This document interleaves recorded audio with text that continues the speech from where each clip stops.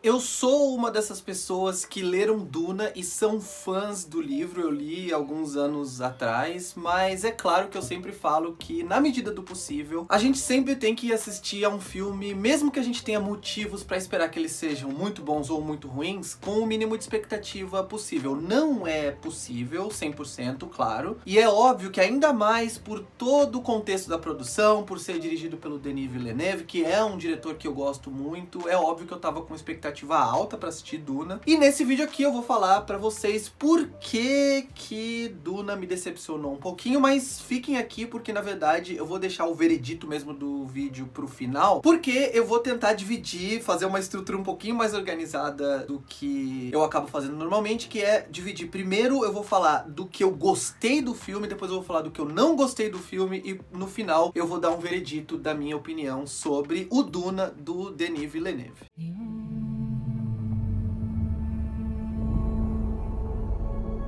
Our planet Arrakis is so beautiful when the sun is low. Rolling over the sands, you can see spice in the air. The outsiders ravage our lands in front of our eyes.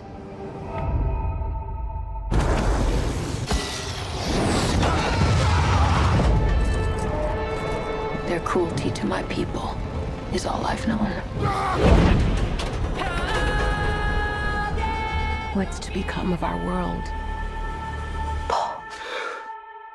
Falando do que eu gostei do filme, é óbvio que, do ponto de vista de valores de produção, esse é um filme simplesmente espetacular. Então, não só quando eu falo de valores de produção, tô falando de design de produção, cenários digitais, figurino, maquiagem, e aqui eu falo de toda a atmosfera épica e toda a construção de universo do filme, que não só faz jus à riqueza, à complexidade e à grandeza do universo criado pelo Frank Herbert no livro, quanto também cria uma atmosfera épica, grandiosa, que é muito importante quando a gente vai assistir um filme de ficção científica, fantasia, aventura, esses gêneros. E é óbvio que também a escalação do elenco é um elenco absolutamente estelar, então não só os protagonistas ali, eu vou falar um pouquinho deles, principalmente do Timothée Chalamet, mas também se você pegar até personagens coadjuvantes, imagina, um filme que consegue se dar o luxo de ter Javier Bardem, Oscar Isaac, Rebecca Ferguson, Stellan Skarsgård, é um elenco assim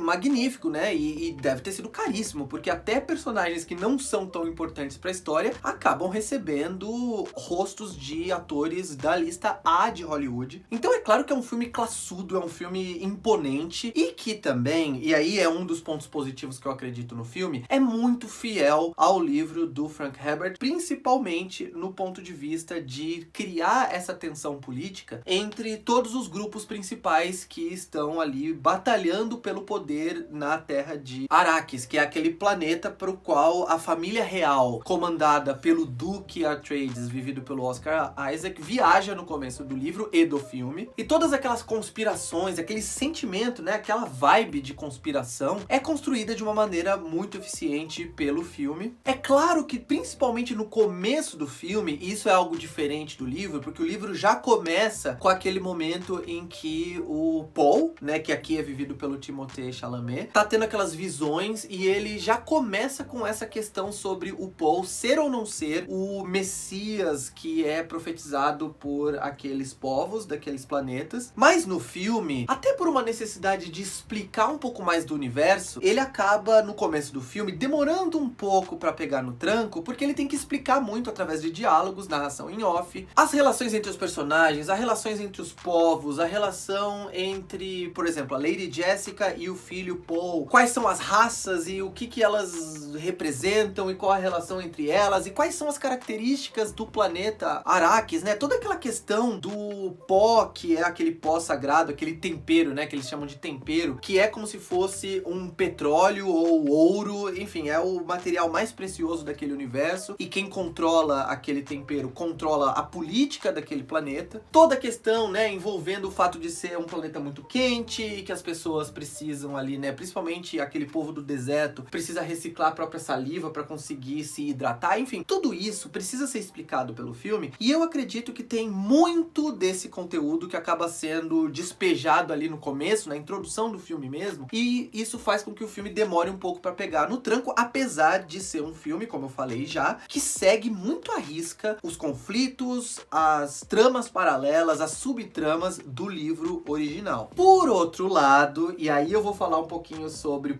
o que eu não gostei, quais são os problemas de Duna, é evidente que esse filme aqui, que até é intitulado Duna Parte 1, e gente, antes que vocês venham defender o filme e falar que eu tô errado por causa disso, porque o título do filme já diz que é Duna Parte 1, então você não pode criticar por ser um filme incompleto. É claro que eu posso, porque o Duna Parte 1, esse aqui do Denis Villeneuve, ele é obviamente um filme incompleto. E quando eu falo de filme incompleto, ele é uma história, um arco narrativo incompleto. Porque as narrativas, o ato de contar histórias, tem regras próprias que o espectador ou o leitor normalmente não percebe racionalmente, mas você sente o envolvimento na história, não apenas porque você gostou dos personagens ou porque você achou a história interessante, mas porque ela foi conduzida de uma maneira que tenha as batidas certas para que você se envolva de uma maneira que a gente costuma se envolver com histórias. E é óbvio que isso é até um efeito de ser um filme que segue muito literalmente, né, uma adaptação muito precisa, muito próxima do livro original. É claro que isso acontece quando você divide um livro em dois, porque normalmente na metade de um livro, por exemplo, ou até na metade de um filme, na metade de uma história, a metade de uma história normalmente é um momento de uma calmaria um pouco maior, né? Então tem aquela introdução dos personagens, tem um conflito principal que vai disparar a jornada dos personagens. Então aqui, no caso do livro Duna e do filme também do Denis Villeneuve, esse evento grandioso é o fato de que quando a família Atreides chega em Duna, eles são invadidos e eles começam a suspeitar que eles foram mandados pra lá como uma armadilha para serem pegos mesmo e mortos e ter a dinastia encerrada naquele momento. Então foi uma armadilha. E quando eles são envolvidos e eles entendem isso, é óbvio que o Paul precisa decidir de certa forma, né? E aí entra aquela questão da jornada do herói do Joseph Campbell, muito parecido com o que acontece em vários filmes, né? Harry Potter, Senhor dos Anéis, Matrix. Ele precisa decidir se ele é mesmo o Messias ou não, se ele é o escolhido para libertar aqueles povos. E aí esse é o momento em que a história tem o seu conflito principal explicado. A partir daí vão acontecer conflitos, né? Desafios, lutas que vão escalar, ou em teoria precisam escalar cada vez mais em tensão, em escopo e principalmente em risco. Esse é um ponto principal de estrutura narrativa de qualquer história. O risco precisa ser cada vez maior. Até que chega um ponto, que esse é o clímax da história, que o clímax da história tem que ser um momento de tensão máxima, tem que ser um momento em que as consequências para não realização, para o não sucesso daquela empreitada, chegam ao nível máximo de vida ou morte. E isso é justamente o que não acontece em Duna, porque como a metade do livro é a maneira como acaba esse filme, os últimos 30 minutos, 40 minutos do filme tem muito pouco conflito, então tem até uma lutinha ali de um dos guerreiros Fremen contra o Paul, ou então quando o Paul e a Lady Jessica, que é a mãe dele, estão fugindo lá do verme no deserto, mas são cenas tão rapidinhas e que, de novo, são tão banais, são cenas que, claro, tem tensão, eles podem morrer, o verme pode comê-los, pode, mas dentro de uma história desse gênero normal, de um fluxo normal de uma história de fantasia, ficção científica, uma batalha contra uma besta, um animal assim selvagem, né, uma fuga na verdade, normalmente é um dos conflitos ali iniciais, ou um dos vários conflitos durante a história, mas não é o confronto que a gente espera do clímax de uma jornada dessa. Então o filme não só tem uma estrutura confusa, tem uma estrutura errada, como também termina num anticlímax. E o final de Duna é um anticlímax terrível. Tem vários personagens até que são importantes no livro, como a personagem da Zendaya, né? Que é uma personagem muito importante, vai ter um conflito muito grande dela, né? Eu não sei se isso vai acontecer no filme também, com a Lady Jessica. Mas aqui, ela sequer é apresentada. Ela é apresentada só no final do filme, e durante o filme inteiro, ela que é uma das personagens mais importantes do primeiro livro, não a mais importante, que é o Paul, obviamente, mas uma das 5 personagens mais importantes do livro, ela acaba sendo ali uma figura meio etérea, aquela coisa meio que nas visões do Paul, a gente vê o rosto dela sempre numa pose, assim, né, né, de meio fantasia, de sonho, e só no final ela é introduzida à história, e isso é óbvio que é um problema, assim como o fato do filme ter um tom, ter uma atmosfera, desde o início, uma atmosfera sombria, uma atmosfera pesada, uma atmosfera solene. Eu acho que solene é o melhor termo. Sabe aquela coisa solene? Dos personagens estão sempre falando, cochichando, e sempre é uma trilha sonora soturna, pesada, e às vezes um pouco mística. Isso é legal, porque coloca você numa situação ali de um mundo fantasioso, mas que ao mesmo tempo tem um peso dramático muito grande. Porém, isso precisa ser sustentado pela história. E também precisa ter uma variação. Assim como uma jornada, assim como uma história tem as batidas certas para ela funcionar, um filme ou um livro precisa ter uma atmosfera que tem variações. Porque se você fica naquele tom solene, naquele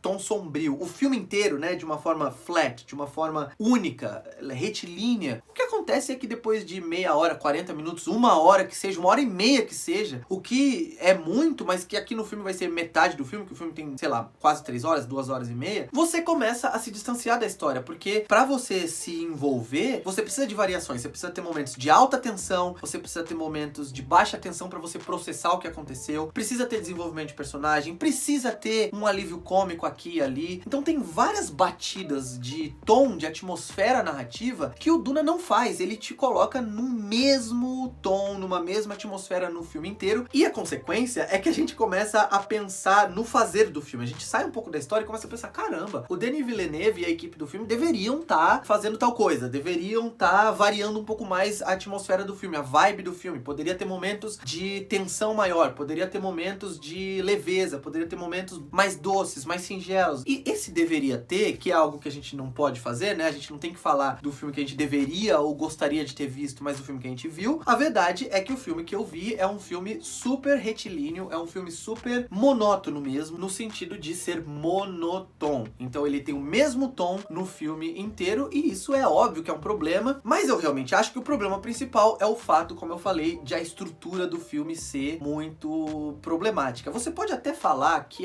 mas é óbvio, porque é uma história que vai continuar depois. Sim, mas se você pega, por exemplo, trilogias ou séries de fantasia como, vamos pegar as mais famosas, né? Como O Senhor dos Anéis, como Harry Potter, como Star Wars, normalmente, e principalmente essas que são baseadas em livros, né? Senhor dos Anéis e Harry Potter, por exemplo, você tem um arco dramático principal. Qual que é o arco dramático principal do Senhor dos Anéis? É o arco do Frodo levando o anel para ser destruído. Ele sabe, ele descobre que ele é a pessoa que tem que fazer isso, a pessoa não, né? O Hobbit que tem que fazer isso. Descobre a sua identidade, parte para essa jornada como sendo o escolhido, o único que pode realmente destruir aquele anel que desperta tanta cobiça e tal. E é óbvio que a destruição do anel vai ser no final do terceiro filme. Mas cada filme individual, Sociedade do Anel, As Duas Torres e O Retorno do Rei, eles têm os seus arcos próprios. Eles constroem um arco que te dá na saída do filme uma sensação de que aqueles problemas que foram construídos naquele filme foram resolvidos. A mesma coisa acontece em Harry Potter, por exemplo, e é claro que isso tem a ver com o fato desses filmes terem seguido mais à risca o número de livros das séries originais. Então, cada livro gerando um filme. Por mais que Harry Potter tenha duplicado o último livro em 2 filmes, os roteiristas conseguiram lá fazer com que os 2 filmes fossem bem diferentes e tivessem arcos e jornadas que têm início, meio e fim, e cada um deles. Isso não é o que acontece em Duna. Eu também acho que por melhor que o Timothée Chalamet seja, e ele é um ator, assim, que tem a figura que lembra, assim, o que a gente imaginava do Poe no livro, não é um ator tão carismático pra segurar o protagonismo de uma história como essa. E principalmente ser um filme longo e um filme que exige muito a nossa simpatia pelo personagem mesmo, porque o Poe não é um personagem simpático. Até no livro, ele é um personagem aborrecido, é um personagem chato. Mas, de novo, isso tem a ver com a compreensão das diferenças entre as duas mídias, porque num livro é mais fácil você gostar de uma história que tem um protagonista meio aborrecido, porque num livro é mais fácil de dispersar, de distribuir a atenção que o livro dá, que a história dá, entre todos os personagens. Então é óbvio que o Duke Atreides tem um papel muito maior no livro do que o personagem do Oscar Isaac aqui no filme. A mesma coisa vale pra Lady Jessica, a mesma coisa vale, por exemplo, para o personagem da Zendaya, que eu já falei aqui anteriormente. Mas no filme, que você precisa condensar muita coisa, resumir muita coisa, e que a experiência cinematográfica, principalmente hollywoodiana, de blockbusters, é muito centrada nas motivações e no arco dramático do protagonista. Então tudo na história acaba acaba sendo um reflexo, uma consequência, uma reação direta às ações do protagonista, é mais importante que esse ator que vive o protagonista seja um cara mais simpático, mais até com um alcance dramático maior. E por mais que ele tenha o biotipo do Paul, eu não acho que ele seja um ator particularmente carismático ao ponto de viver um personagem tão importante como o Paul Atreides, apesar de ele ser meio aborrecido, meio chatão mesmo no livro. E por fim, por mais que a atmosfera do filme seja uma atmosfera carregada, como eu falei, isso influencia tanto a experiência que até a fotografia do filme acaba sendo escura demais o tempo todo.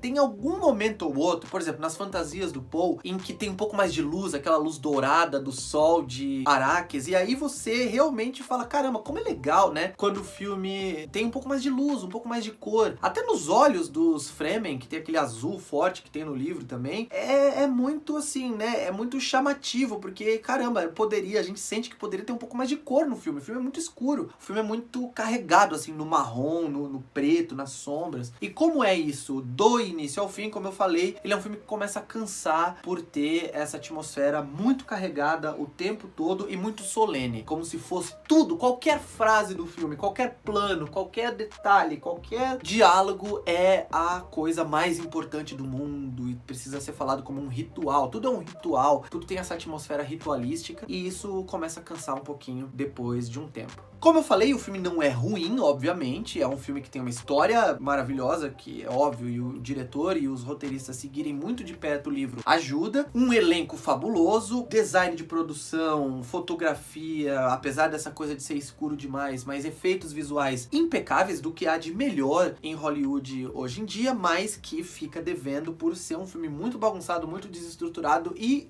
completamente decepcionante no final. Então esse é o meu veredito, essa é a minha opinião sobre Duna e eu quero saber de vocês também. Vocês assistiram o filme? Não assistiram? Venham aqui dizer se vocês concordam com cada um dos pontos que eu apresentei nessa crítica em vídeo. Curtam o vídeo também, se inscrevam no canal e cliquem no sininho para receber notificação sempre que tiver vídeo novo e cliquem em sempre ali para que você sempre receba os vídeos novos por aqui. E fiquem ligados que aqui nesse canto da tela vai ter sugestão de críticas antigas que eu já publiquei aqui no canal e também de uma específica que eu selecionei para vocês assistirem logo depois desse vídeo. Um abraço, eu vou ficando por aqui, tchau. Will you protect Paul? With my life.